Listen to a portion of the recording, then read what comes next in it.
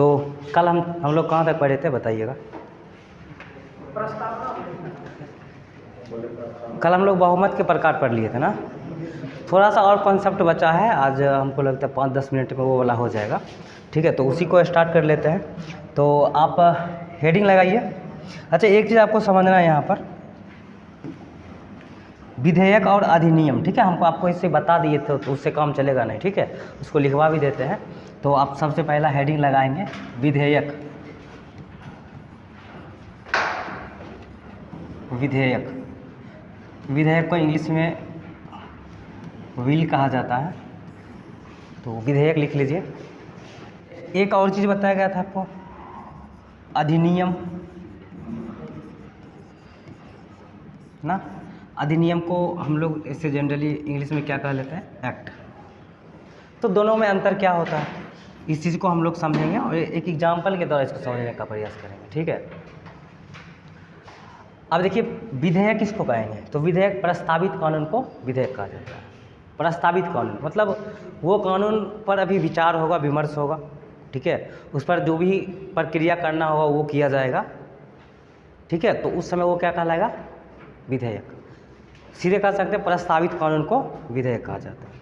ठीक है, जब वही विधेयक संसद के दोनों सदन, लोकसभा और राज्यसभा, ठीक है, दोनों पारित करके और इसको भेजा जाएगा इसके बाद कहाँ, राष्ट्रपति के पास। ठीक है, राष्ट्रपति के पास भेजा जाएगा। राष्ट्रपति के पास भेजने से वो अधिनियम नहीं बन जाता है, उस समय भी वो विधेयक ही होता है। जब राष्ट्रपति इस पर हस्ताक्षर कर दे, हस्ताक्षर का मतलब यहाँ पर हम कह सकते हैं कि राष्ट्रपति अनुमति दे दे। ठीक है, तो अनुमति दे देगा तब वो बन जाएगा अधिनियम। प्रस्तावित कानून को विधेयक कहेंगे। उपराष्ट्रपति करेगा,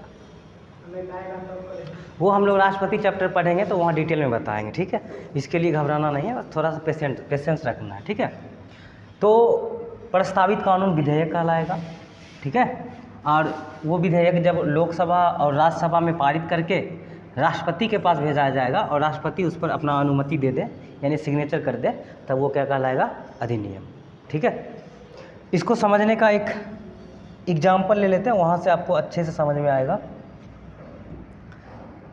जैसे देखिए कहा जाता है, EWS का नाम सुने आप लोग, EWS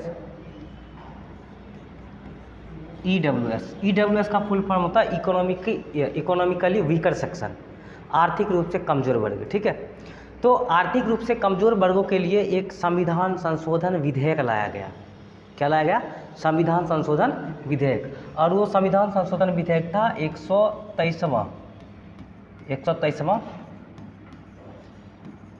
संविधान संशोधन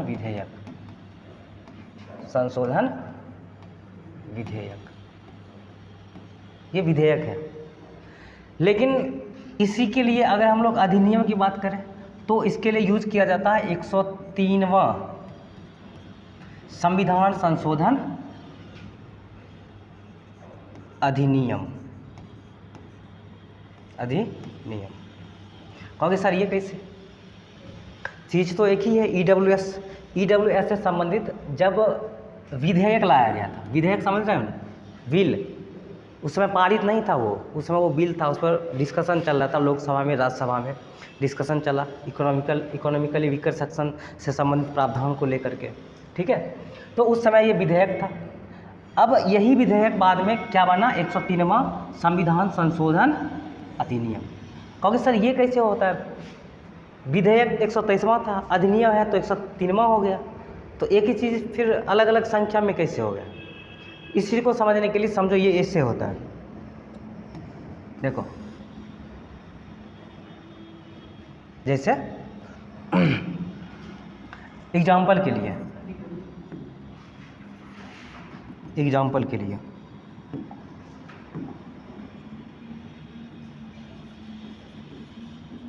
पहला संविधान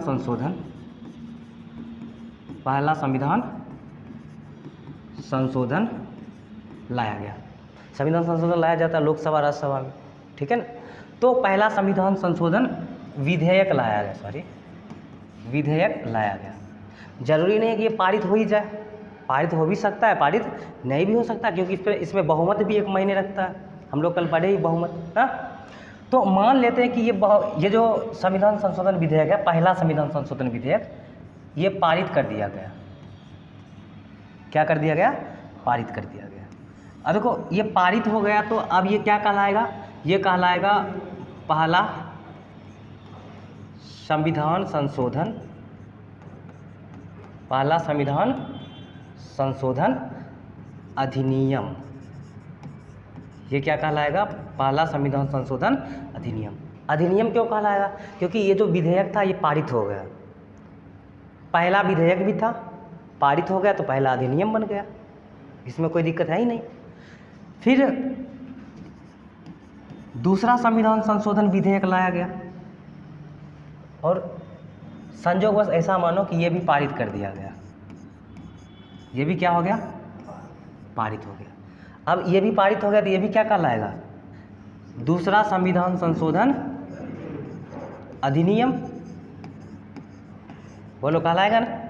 क्यों? क्योंकि ये पारित हो गया। अच्छा, फिर कलर चेंज कर लेते हैं। तीसरा संविधान संशोधन विधेयक लाया गया, ठीक है, और संयोग से क्या हुआ? ये पारित नहीं हुआ, इसको रद्द कर दिया गया। इसको क्या कर दिया गया? रद्द। ये पारित नहीं हो पाया। पारित नहीं हुआ तो क्या ये अधिनियम बनेगा? नहीं, जो पारित होता है वही अधिनियम बनता है। ये पारित ही नहीं हुआ, रद्द कर दिया गया तो अधिनियम थोड़ी बनेगा। तो अब देखो यहाँ पर संविधान संशोधन विधेयक तीसरा है, लेकिन अभी तक अधिनियम क्या बना है? द्वितीय बना है ना। इसी प्रकार से एक और ले लेते हैं। मान लो चौथा संविधान संशोधन विधेयक लाया गया, ये भी रद्द कर दिया गया। क्या ये अधिनियम बनेगा? नहीं बनेगा, है ना, बनेगा। फिर एग्जाम्पल के लिए पांचवा संविधान संशोधन लाया गया और चलो पारित करवा देते, कितना हम लिखते रहेंगे। ये पारित हो गया। तो अब बताओ संविधान संशोधन विधेयक केमा है? पांचवा, लेकिन ये अधिनियम केमा बन रहा है? यहाँ पे पहला दूसरा दो ही पारित हुआ। अब कितना होगा? तीसरा संविधान संशोधन अधिनियम होगा। समझ रहे हो बात? विधेयक तो पांचवा था लेकिन अधिनियम तीसरे बना। उसी तरह से जब EWS से संबंधित प्रावधान आया गया था, विधेयक लाया गया था, तो वो 123वां था, ठीक है, 123वां था। लेकिन पारित होने के वजह से पारित हुआ था वो कितने नंबर में था? 103वां था। इसलिए उसको EWS से संबंधित जो प्रावधान है, ठीक है, इसको 103वां संविधान संशोधन अधिनियम कहेंगे। और विधेयक की बात करें तो 123वां संविधान संशोधन विधेयक, ठीक है, 123वां संविधान संशोधन विधेयक। तो समझ में आ रहा क्यों विधेयक अधिनियम की संख्या में अंतर क्यों होता है? जो पारित हो जाता है वो अधिनियम बन जाता है, जो पारित नहीं होगा, बीच में और सारा आया होगा, विधेयक को पारित नहीं हुआ होगा, रद्द हो गया होगा। तो रद्द हो गया लेकिन विधेयक तो आया था, तो विधेयक की संख्या बढ़ जाता है, अधिनियम की संख्या कम हो जाता है। ठीक है, बात समझ में आ गया? बोलो। तो ये हमारा बेसिक क्लास था, बेसिक का क्लास हम लोग कर चुके हैं, ठीक है। और हम सोच रहे आज स्टार्ट कर ले प्रस्तावना। क्या कहते हैं?